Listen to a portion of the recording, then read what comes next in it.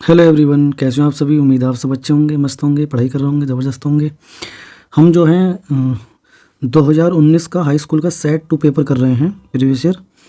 तो उसमें से हमने अभी तक 4 क्वेश्चन कर लिए हैं कंप्लीट इसके। अब हम क्वेश्चन नंबर 5वां देखते हैं। क्वेश्चन नंबर 5 में आपको सभी खंड करने हैं और सभी जो हैं 4-4 नंबर के सवाल हैं और इसमें 4 खंड हैं इसमें, ठीक है। तो चलिए पहला सवाल करते हैं इसका।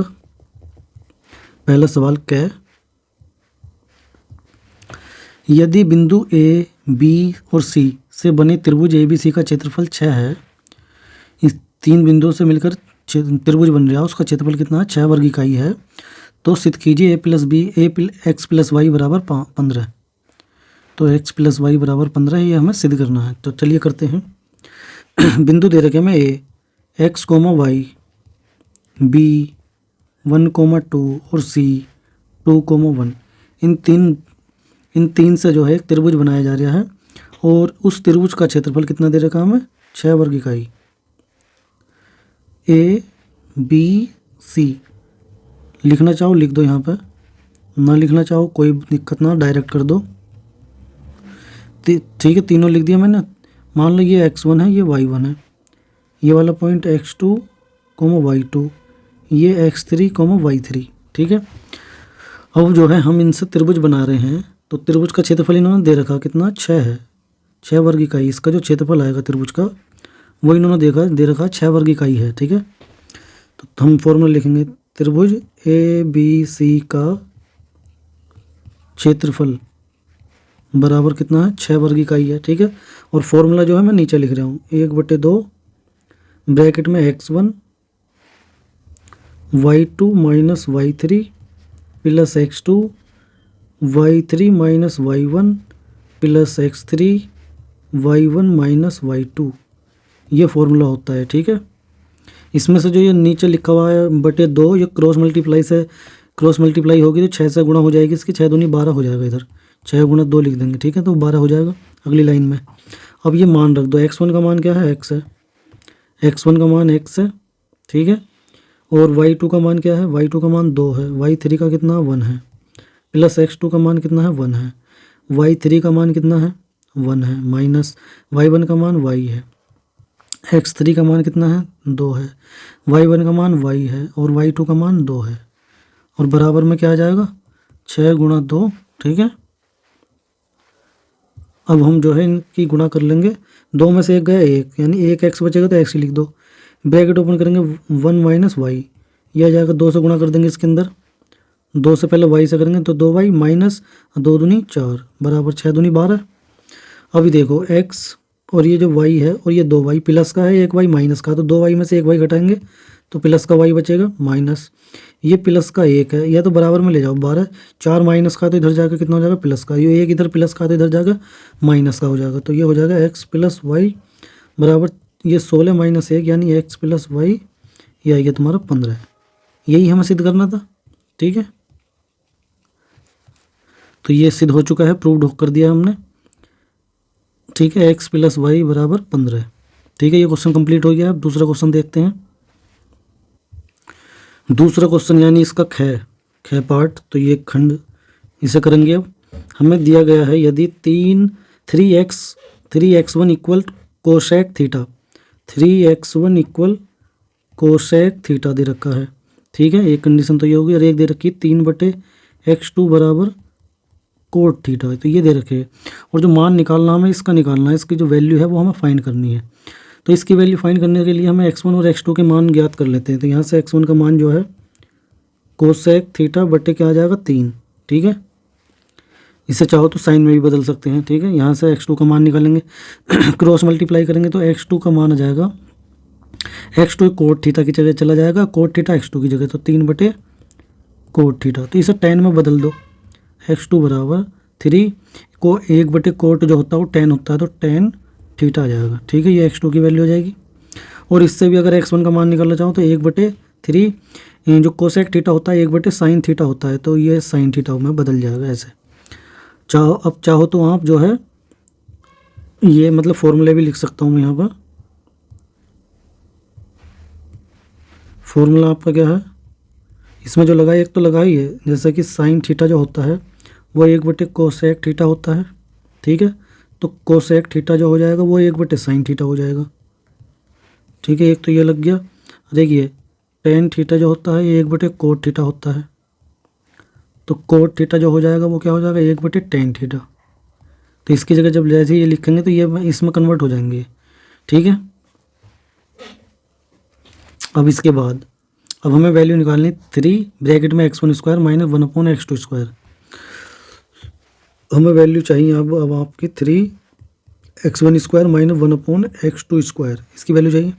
दोनों के मान जो है दोनों के मान यहाँ पुट कर देंगे। अब 3x1 कितना है, x1 है 1/3 साइन थीटा, इसका स्क्वायर हो जाएगा माइनस 1/x2 कितना है, x2 हमारे पास 3 tan थीटा, 3 tan थीटा, इसका भी स्क्वायर हो जाएगा।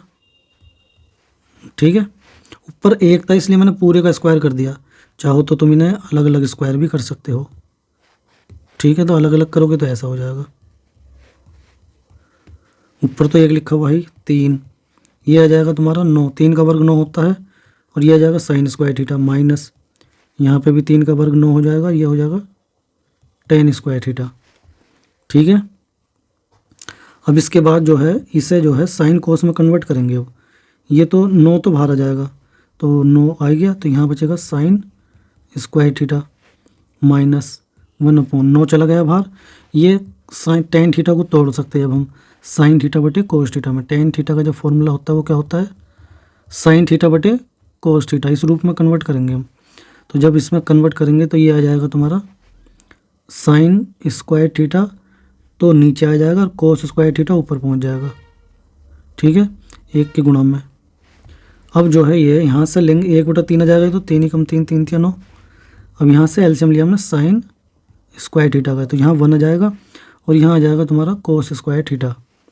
अब हम जानते हैं, क्या जानते हैं, जो साइन स्क्वायर थीटा है प्लस कोस स्क्वायर थीटा है, इसकी वैल्यू 1 होती है, फॉर्मूला होता है ये। तो यहाँ से अगर हम साइन स्क्वायर थीटा की वैल्यू निकालें तो 1 - कोस स्क्वायर थीटा आ जाएगा, यानी इसकी जगह हम साइन स्क्वायर थीटा लिख सकते हैं। ठीक है, तो हम लिख देंगे, तो 1/3 1/3 ये आ जाएगा, नीचे आ गया साइन स्क्वायर थीटा, ऊपर भी साइन स्क्वायर थीटा, तो दोनों तो एक जैसे हैं ही, तो दोनों एक दूसरे से कैंसिल आउट हो जाएंगे एक बार। तो 1/3 गुणा 1 यानी 1 आ जाएगा, यानी इसका मान आ आएगा 1/3। ठीक है, इसकी जो वैल्यू आ गई हमारी वो आ गई 1/3। तो ये क्वेश्चन भी कंप्लीट हो गया है। उम्मीद करता हूँ ये क्वेश्चन भी आपको समझ आया होगा। अब इसके बाद देखते हैं नेक्स्ट क्वेश्चन। ठीक है,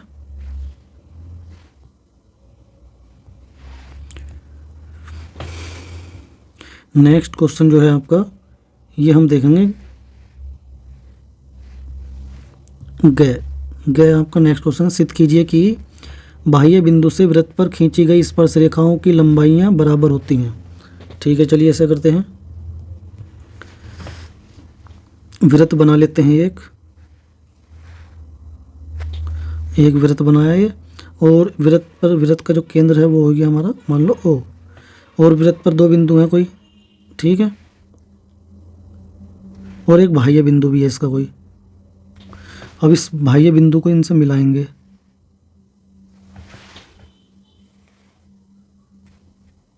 ये मिला दिया।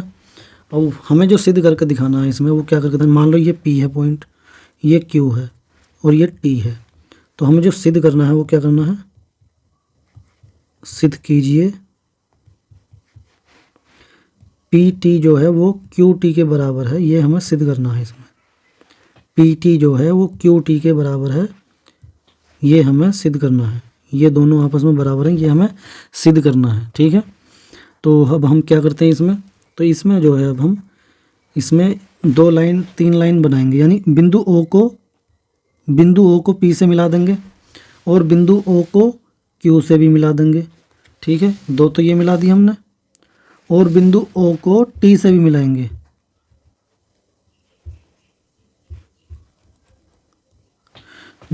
ठीक है, इनसे मिला दिया हमने, O को P से मिला दिया, T से मिला दिया, Q से मिला दिया।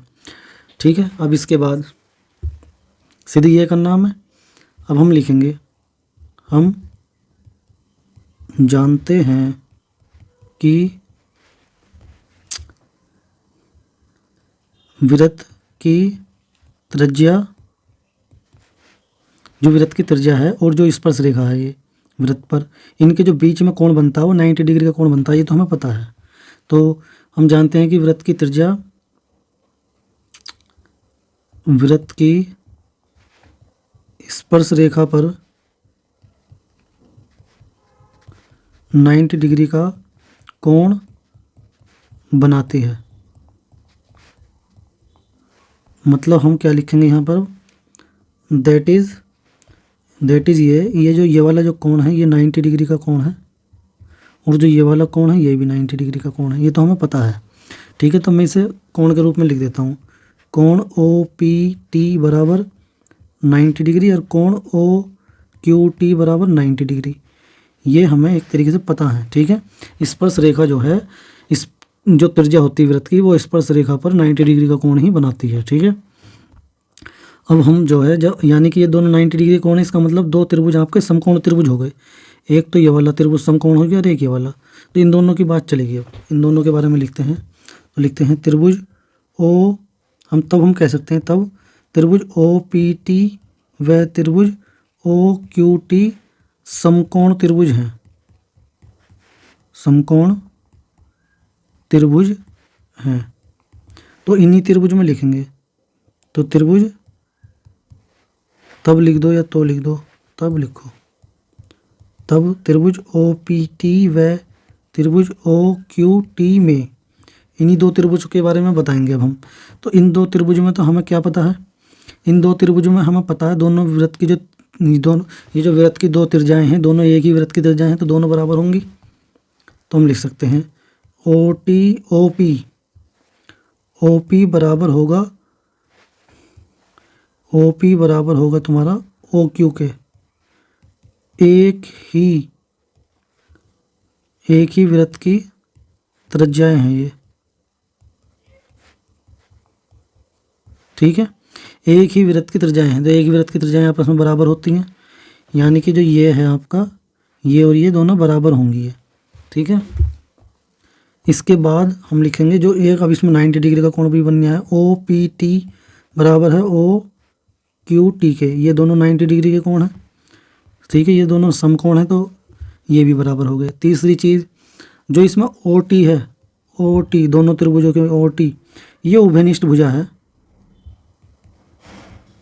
उभयनिष्ठ भुजा, तो उभयनिष्ठ यानी कॉमन साइड है ये। ठीक है,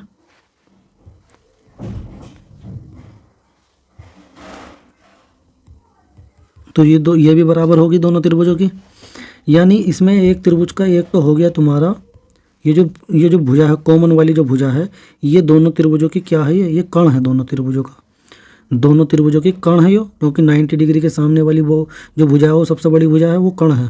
ठीक है, तो हम लिख सकते हैं, अब क्या हम कह सकते हैं कि अतः यह तब लिख दो, तब त्रिभुज ओ पी टी सर्वांगसम होगा त्रिभुज ओ क्यू टी के।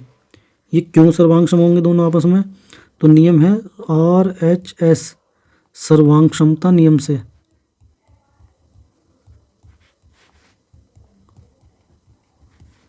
तो ये कौन सा नियम है, ये जो नियम है आपका ये है राइट एंगल हाइपोटेन्यूज साइड, यानी कि समकोण कर्ण भुजा नियम से, सर्वांगसमता नियम से। ठीक है, राइट का मतलब राइट एंगल, जो समकोण बन गया है। यदि देखो मैं यहाँ समझा रहा हूँ, यदि एक त्रिभुज ये है, एक ये है, एक 90 डिग्री का कोण हो गया, और एक समकोण वाली भुजा बराबर होगी, या कोई भी एक इनमें से कोई सी भी भुजा बराबर हो जाएगी। ठीक है, तो इसमें एक तो होगी कर्ण, सबसे पहले लिखा हुआ आर, तो ये हो गया राइट एंगल, ये जो समकोण है। ठीक है, फिर है एस का मतलब हाइपोटेन्यूज यानी कर्ण, ये बराबर है इसमें। ठीक है, ये भी बराबर है।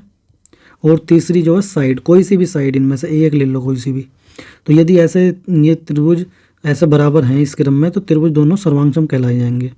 सर्वांगसम त्रिभुज एक दूसरे को ढक सकते हैं, अगर एक को उठाकर दूसरे पर रखेंगे तो ढक देगा, यानी उसके जैसे ही होगा बिल्कुल। तो ये इसमें कर्ण बराबर हो गया हमारा, एक भुजा भी बराबर होगी, और एक समकोण, एक एंगल बराबर हो गया समकोण। तो हमारा इस वाला राइट यानी RHS सर्वांगसमता नियम से हम कह सकते हैं दोनों त्रिभुज सर्वांगसम है।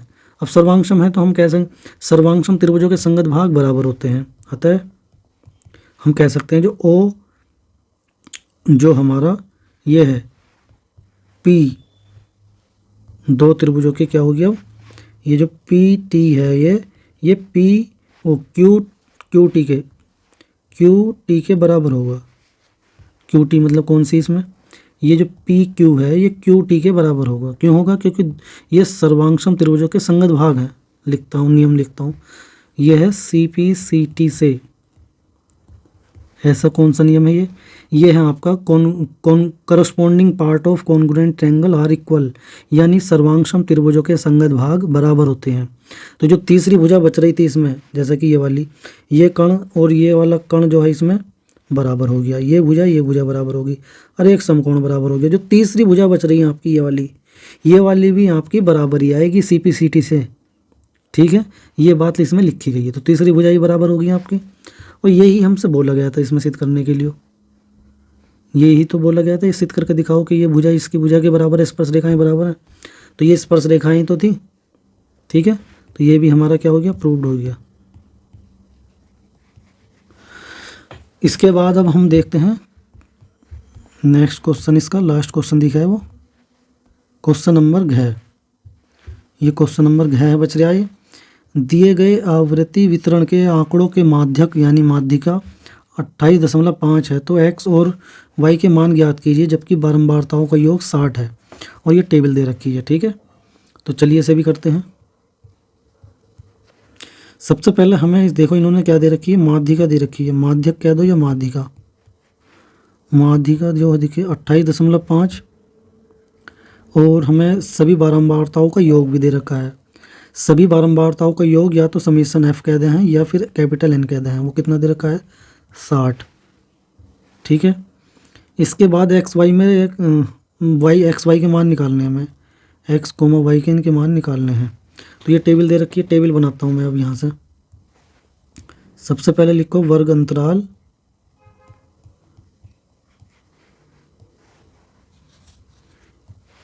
ठीक है, वर्ग अंतराल। इसके बाद लिखेंगे बारंबारता, इसके बाद यहाँ लिखेंगे संचयी बारंबारता,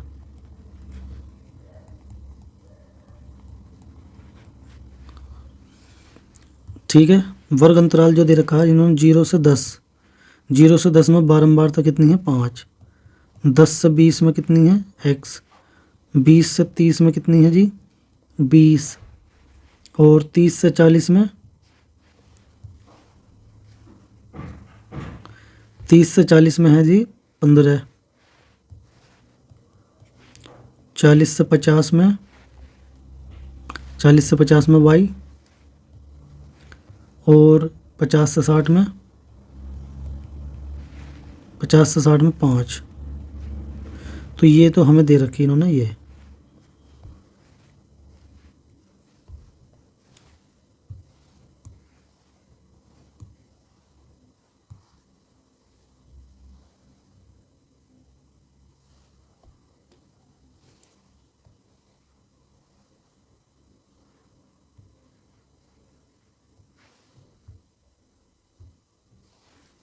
चलिए ये तो लिखा हुआ है हमारा। अब इसके बाद जो है हम संचयी बारंबारता निकालते हैं। सभी बारंबारताओं का जो योग है वो n दे रखा है, ये n है, इसी को समेशन f भी बोलते हैं। ये दे रखा है इन्होंने कितना 60, जबकि हमारी सभी बारंबारताओं का जो योग आएगा वो इन्हें जोड़ने पर आएगा। तो संचयी बारंबारता, पहले संचयी बारंबारता निकालते हैं। संचयी बारंबारता कैसे निकालते हैं, पहले डायरेक्ट इसे जो बारंबारता 5 दी हुई है इसे लिख देंगे। अब इसमें ये जो 5 आया है इससे जोड़ के इधर इसमें लिखेंगे फिर से। तो 5 में x जोड़ेंगे कितना आ जाएगा 5 + x, 5 + x में 20 जोड़ेंगे इसके सामने लिखेंगे। तो 20 और 5 25 + x। अब 25 + 5x में 15 जोड़ेंगे इसके सामने लिखेंगे। तो 25 और 15 40 + x। अब 40 + x में y जोड़ेंगे तो 40 + x + y। अब इसमें 5 जोड़ेंगे तो ये आ जाएगा 45 + x + y। ये आगे इसके संचयी बारंबारता, ठीक है। अब हम जो है इसके बाद जो हमें निकालते हैं, हमें निकालना पड़ता है n/2 का मान। n/2 होता है, n हमें 60 दे रखा है इन्होंने, 2 का मान निकालेंगे तो ये कितना आ जाएगा 30 आ जाएगा, 30 आ जाएगा। सभी बारंबारताओं का योग 60 दिया था तो उसका आधा कर दिया हमने 30 आ गया। अब 30 आ गया, तो इसके बाद हम क्या करते हैं इस माध्यिका में, हम इसके बाद हमें वर्ग अंतर यानी कि माध्यिका वर्ग फाइंड करनी होती है। तो माध्यिका वर्ग फाइंड करने के लिए हमें पहले n/2 का मान निकालना होता है। माध्यिका वर्ग, इसे निकालने के लिए हम क्या करते हैं, n/2 का मान निकालते हैं। तो वैल्यू निकाल दी, वो आई 30। तो हमारी जो माध्यिका वर्ग है वो इसका पता कैसे करते हैं, जो 30 आया है ये संचयी बारंबारता में देखते हैं कि इससे ठीक बड़ा मान संचयी बारंबारता में किस में है। तो इससे जो ठीक बड़ा मान है, पहले में 5 है, ठीक है, पहले में 5 है तो ये तो 30 से बड़ा नहीं है। दूसरे में 5 + x है, ये भी नहीं है। तीसरे में 25 + x है, यानी 25 से तो बड़ा ही है, ठीक है। चौथे में कह रहा है 40 + x, यानी 40 से बड़ी संख्या है। इसमें 40 से बड़ी संख्याएं हैं इसमें, तो यानी कि पीछे वाले में जो होगी 40 से छोटी होंगी और 30 से बड़ी हो सकती हैं। 25 + x है, 25 से ज़्यादा होंगी और 40 से छोटी होंगी। तो यानी 30 से ज़्यादा वाला जो पार्ट आया वो ये आया, यही तो है, इसके सामने यही है, ठीक है। इसमें 25 से ज़्यादा और 40 से कम वाले हैं, तो इसमें 30 से ज़्यादा वाले भी हैं। तो इसके ठीक जो सामने वाला वर्ग है आपका, इसके ठीक सामने वाला ये इधर वाला ये है आपका माध्यिका वर्ग। माध्यिका वर्ग ये है, क्यों 20 से 30 इसमें माध्यिका वर्ग कहलाया जाएगा। इसके ठीक सामने वाली जो बारंबारता है ये हमारी बारंबारता f कहलाई जाएगी। इससे ठीक पहले वाली जो संचयी बारंबारता है, इससे ठीक पहले वाली जो संचयी बारंबारता है ये हमारी CF कहलाई जाएगी, यानी संचयी बारंबारता। संचयी बारंबारता, इस संचयी बारंबारता को CF से डिनोट करेंगे, बारंबारता को F से लिखते हैं, ठीक है। तो ये हो जाएगा F, ये उससे पहले वाले में संचयी बारंबारता है CF, और वर्ग अंतराल हमें मिल गया, वो मिल गया माध्यिका वर्ग।